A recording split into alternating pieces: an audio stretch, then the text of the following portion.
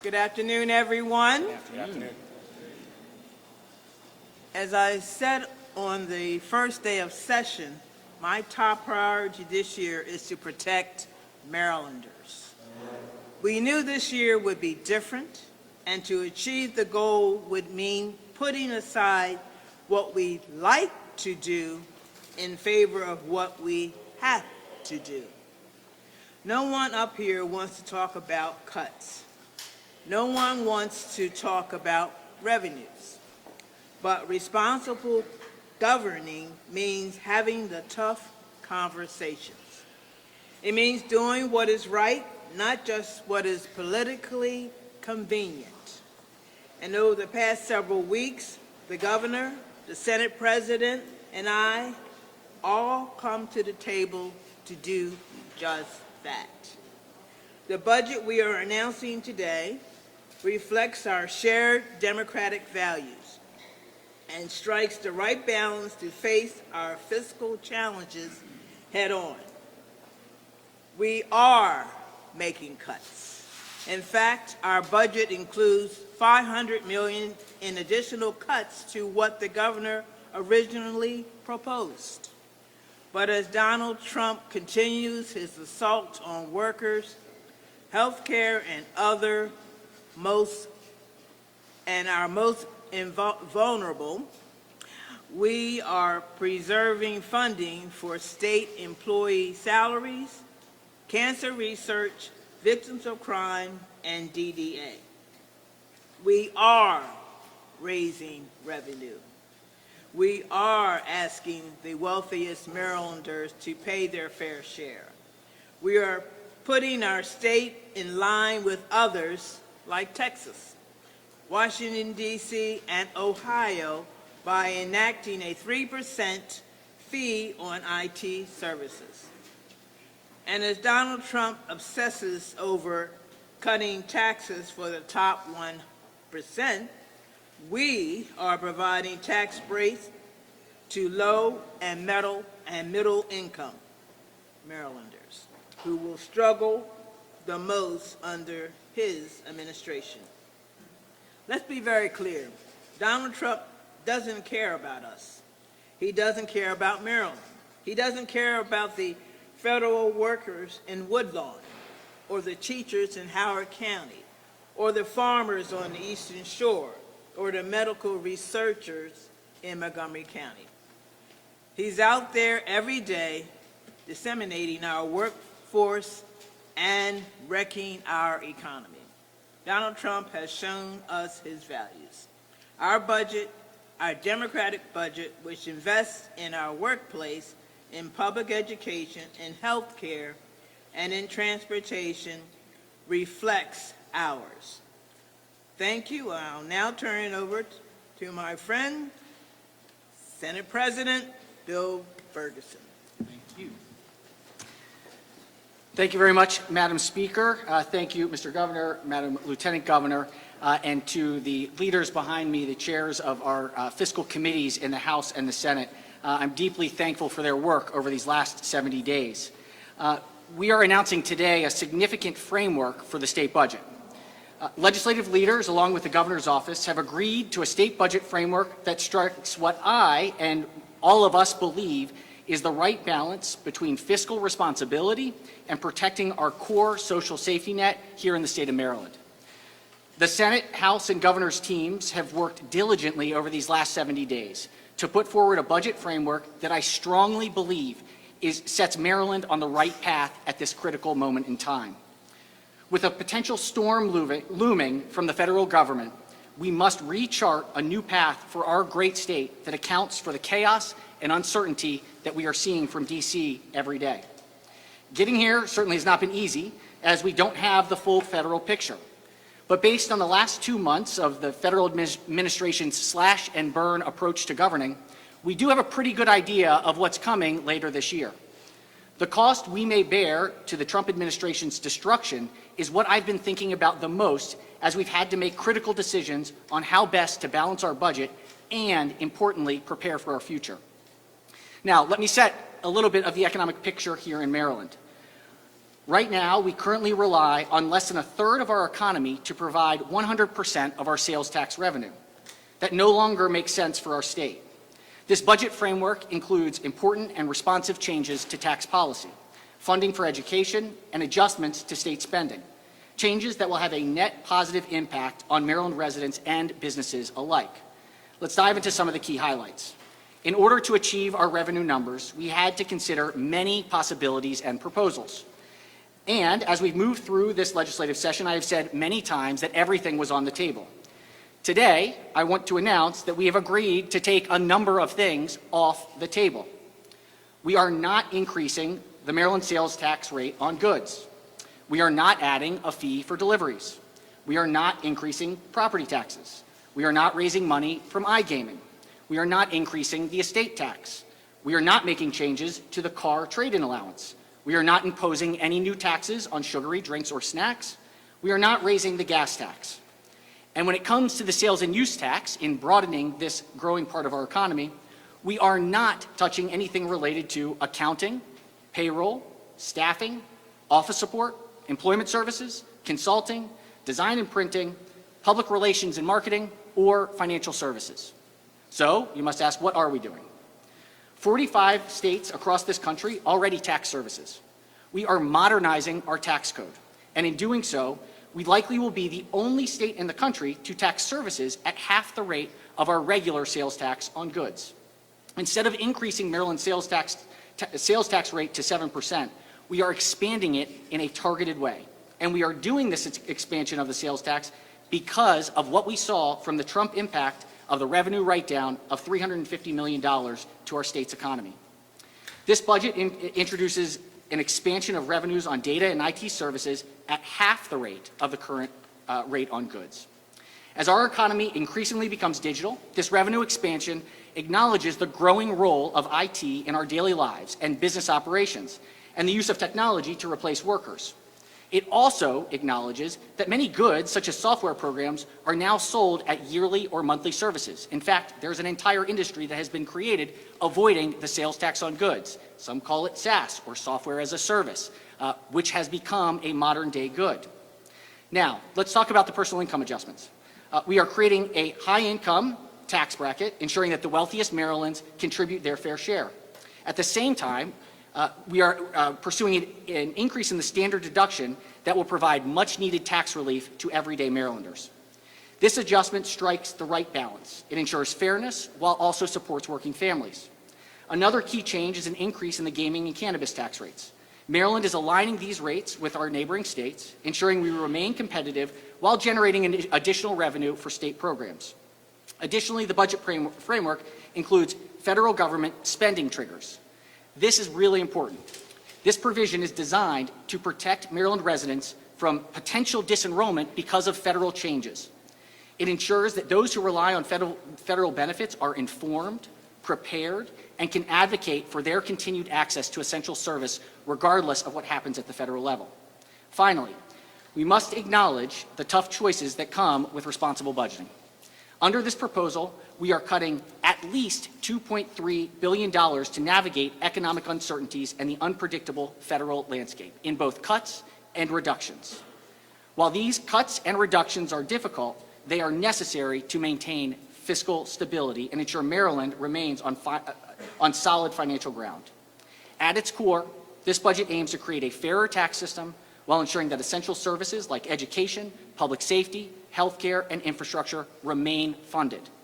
These decisions will shape our future, and it's crucial for Marylanders to continue to receive the high level of commitment that we know and expect to protect our most vulnerable residents in this uncertain time.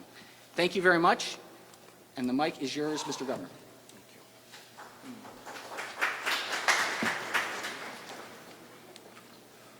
Thank you so much, and good afternoon. I am proud to announce that our administration has reached an agreement on a framework for the final budget with the Maryland House of Delegates and the Maryland State Senate. And to fully appreciate the significance of this moment here today, you have to remember the path that got us here in the first place. Because the budget that I introduced on January 15th came 5 days before the inauguration of President Donald Trump. And the thing that we have seen is that the world has fundamentally changed in just the past 8 weeks. According to the credit rating agency Moody, federal cuts pose a greater threat to Maryland than to any other state in the country. And we have seen thousands of federal employees laid off and offices nearly shuttered.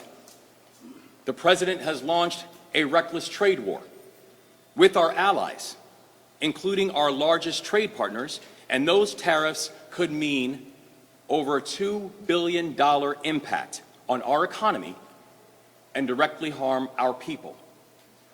We're talking about the poultry farmer in the Eastern Shore, who's now paying 25% more.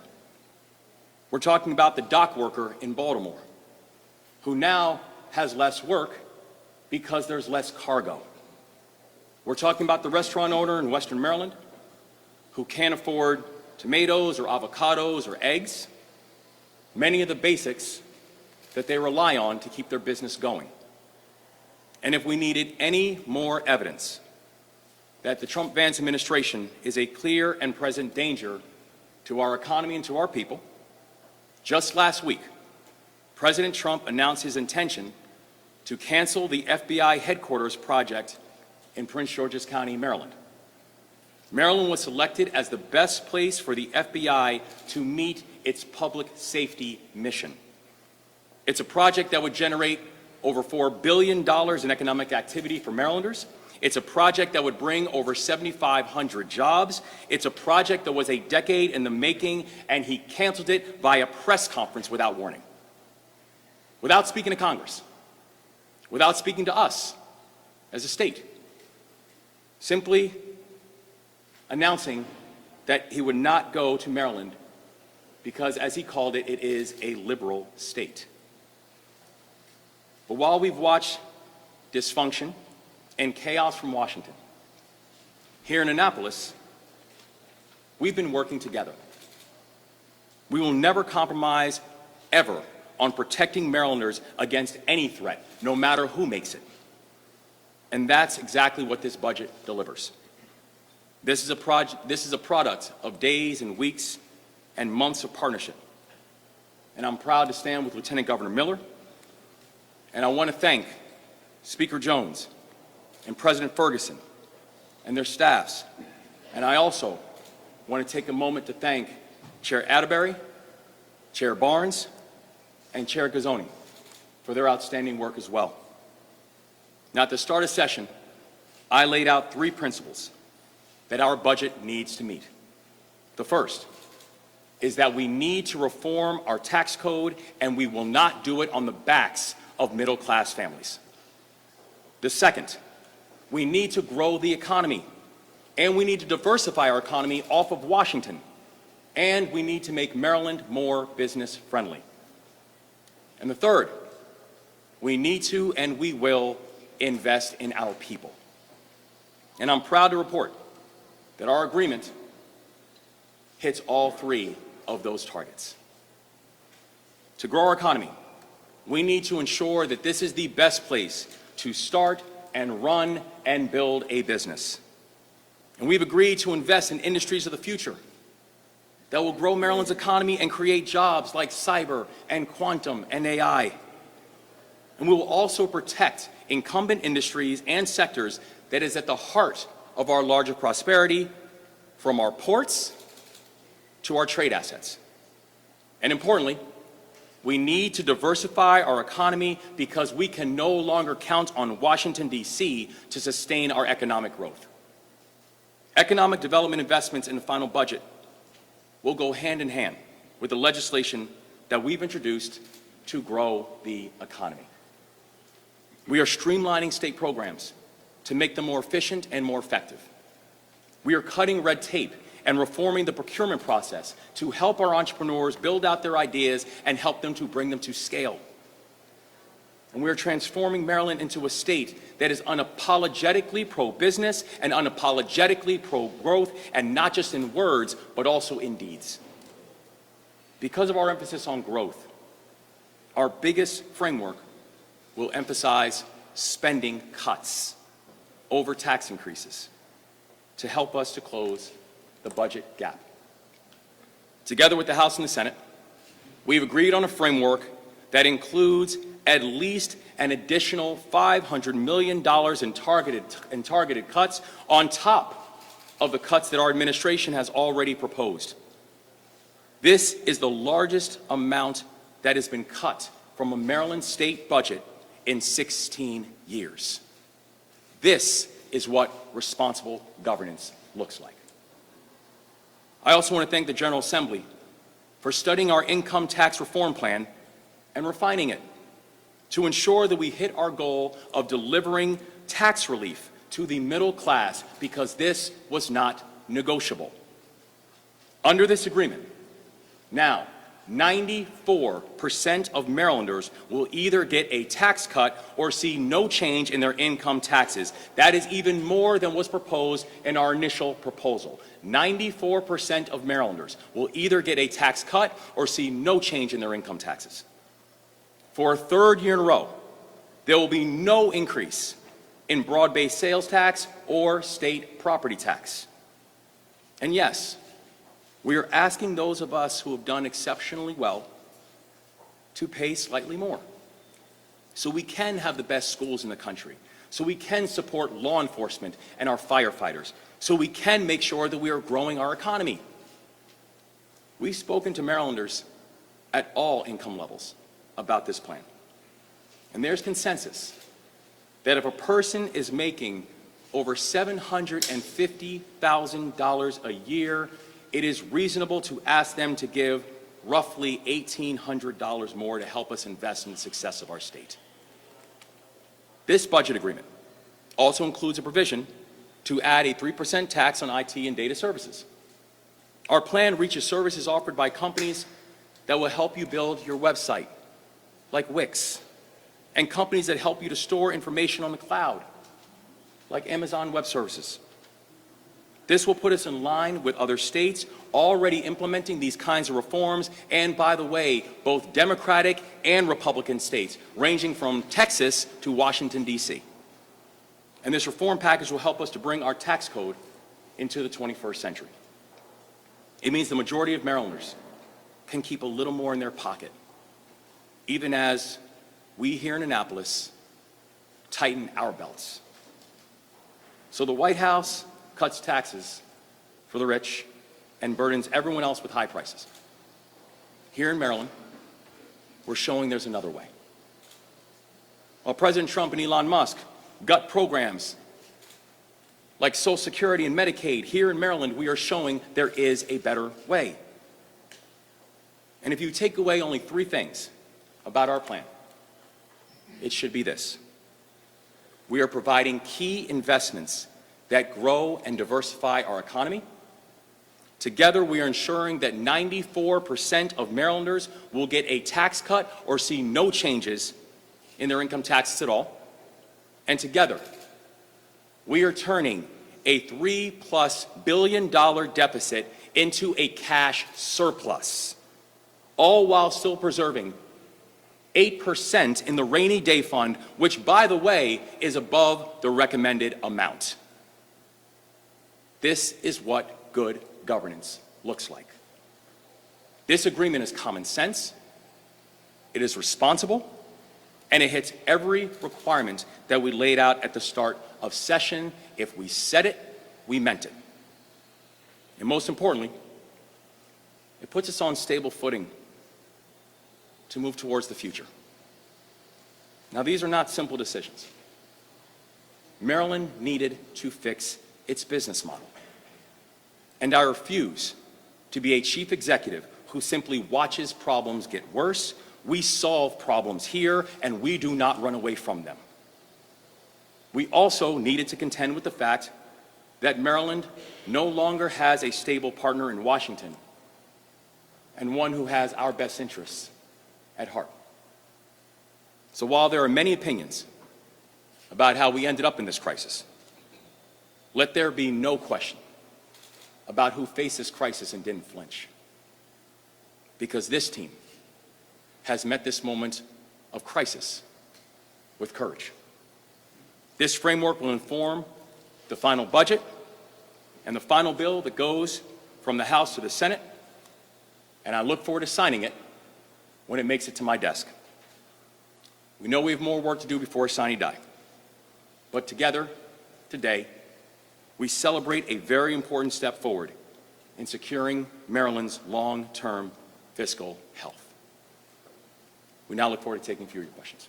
Governor Moore, you said that this plan turns the deficit into a surplus. What is that surplus with this framework? Well, we're still working through the final numbers, but the thing that we know is that when we came on board, not only did we have a $3+ billion structural deficit, which had been predicted literally since 2017, we knew that there was no way that we were just going to kick the can down the road. And so by making responsible investments and also responsible cuts, we know that we have addressed that situation of that structural deficit. And then when the bill is completed now, we'll not only work to be able to address that structural, turn into a structural surplus, but also right now this bill has a little over $300 million in a cash surplus that's already in the proposal as the final numbers are coming out. There's deficits in the future, it looks like, coming out of Maryland. Will you raise taxes again next year, the year after? How will we approach that? We're always going to make sure we're protecting Marylanders. And I've said before, I have a very, very high bar when it comes to how we're going to think about taxes. But I also know this, tax reform is incredibly important, and the tax reform that we are offering right now becomes incredibly important. It puts us along further lines with other states, as we mentioned before, but also what it does is it allows us to be able to say that we can have a responsible budgeting process when we're working together that helps to address the long-term needs and the hopes for the people of this state. Governor, we are your statement opposed. Setting aside the people who will have no impact on their tax bill, what percentage of Marylanders will see a tax cut under this plan, and what is the average cut that people can expect to see? Yeah, so we're working through all the final details and the final numbers now, but the thing that we can say is that 94% of Marylanders will either see a tax cut or see no changes in their income tax at all. Brian, Regarding data services tax, two questions. One, do you have an expectation for how much revenue it's supposed to bring in? And two, is it possible that tax could apply to people's cell phone bills, which obviously includes data services? We're still working through all the final details right now, but the thing that we know was that we were not going to put the pressure, the additional financial pressure on middle-class families. That was something that became very important to us as we were working through it. And we've actually been working with a lot of the entities, especially even some of the entities who are going to have to pay a little bit more due to the data and IT attacks, and who also understand that as our economy has continued to evolve and as our economy has continued to change, that there is a need for people who are the main beneficiaries of that changing economy to be able to also pay a fair share. We're going to go to Brian, and then we're going to open up for questions from the chair. Governor, there's been some discussion about making changes to the excise tax on car sales. Can you tell me if that made it into this final framework, and if so, what will be the new excise tax amount? Yeah, so again, another detail that we're still working through, The thing that we know is, I think the Senate President actually highlighted some of those items before about what will not make it through. We're still making the final details about which items specifically when it comes to car trade-ins did not make it in. And guys, the governor will ask more questions, but we're going to turn it over to the chairs for a couple of questions right here. That's fine. Chair Gizon, or Chair Barnes, you have the budget. You're voting it out of committee today. I know that there were questions about the funding for the DDA in fiscal year 2026. Have those been restored? They have, and it's one of the points I think everyone here is most proud of. And I want to give a shout out to particularly Chair Gazone, who's worked on these issues for a decade. They are restored working hand in hand with the community, the DDA community, and almost $150 million for 26, as well as the 25 restorations that we've already spoke about. Chair, where does the blueprint stand right now? Are the custom community schools and the collaborative time still in? Where are we at? As you probably well know, the blueprint is not part of this budget. It's a separate bill. We're going to continue negotiations on that bill as the days move forward. It's not part of the budget. It's funded for Is the next capital 2 years. gains tax still a part of the proposal that was initially in the governor's? It is, and we are looking to use the capital gains particularly for important investments in our transportation systems, as well as to help our structural balance. What we do know is that the Trump tax cuts that are focused on billionaires is likely to help those who have done the best. And so this is the right place for Maryland to look to have sustainable investment in our infrastructure and in our budget overall. We're still working through the details of the, we are keenly focused, every single person up here is keenly focused on doing whatever we can to lower utility bills, and we're leaving the possibility open that we can give immediate relief, and that will be worked out as the bills pass through each chamber. Mr. President, on Tuesday, you said that the blueprint was part of the larger budget conversation. If it's not part of this specific bill, where does it fit into it? The Budget and Tax will be taking it up tomorrow from the Senate's version, but it's an ongoing conversation. We are looking at the long-term financial health of the state, and I feel confident that we're going to be in the right place. Were decisions in this budget, does that impact your future plans? Well, certainly investing the billions of dollars that we will be investing in public education is fundamental and critical, and why we had to balance and do it in a way that was sustainable and did not impact working families. Any questions right here for Chair Atterbury, real quick, guys? Actually, yeah, I'll vote on that. I'll mention about the blueprint. Chair Barry, you've been saying that pause is not pause, it's cuts. The word cuts has been used several times during here, and obviously you mentioned about the budget. Throughout what the House has proposed, are you hoping the Senate will come back and do what the House did with the blueprint?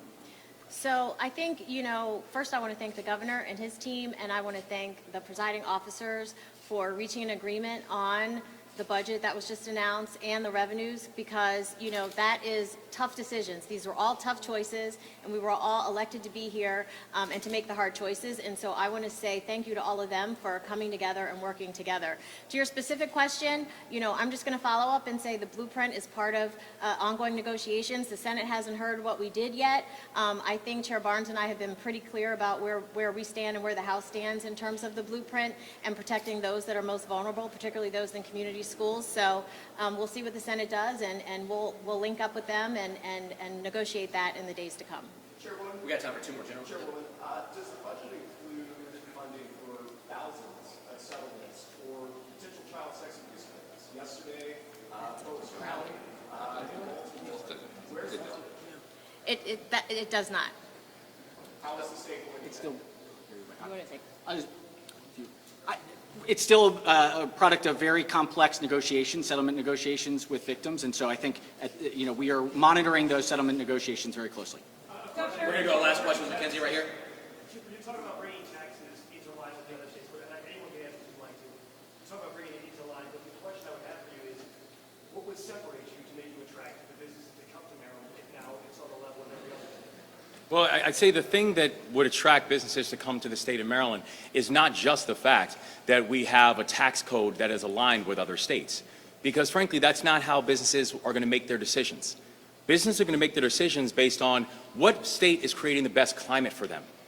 What state is doing things like procurement reforms and regulatory reforms and permitting reforms and making it easier for businesses to come and grow in the state of Maryland like we are doing here in the state of Maryland.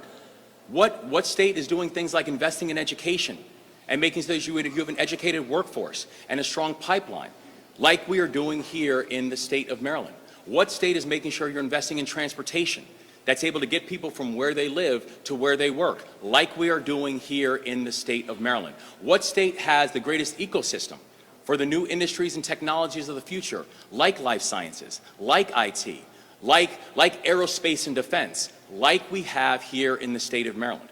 And so not only does this package make it more competitive for business when you're looking at a taxation basis and coming up with incentives for business to be able to come and grow in Maryland, it's also about all the other things that Maryland offers. And it's the reason why we have had such great and productive conversations with business leaders all over the country who, if they're not already here, they know they are getting phone calls about coming to the state of Maryland. It's the reason that we just announced just recently that, looking at the most recent job numbers, that we have gained more jobs in this administration in 2 years than the last administration gained in 8. And that was driven by the private sector. So making Maryland more business friendly, making Maryland more economically competitive is not just the fact that this team and this coalition has been able to address things like tax reform, but it is also about are we doing the other things that's making Maryland more economically competitive, because we are unapologetically pro-business and we're unapologetic about the fact that growth is the only way to be able to solve our fiscal challenges, and that's exactly what we're going to do in the state of Maryland. Mackenzie, last question right here. Looking at, obviously you're saying that a lot of things are still part of the negotiations, that this is the framework, but if you are confident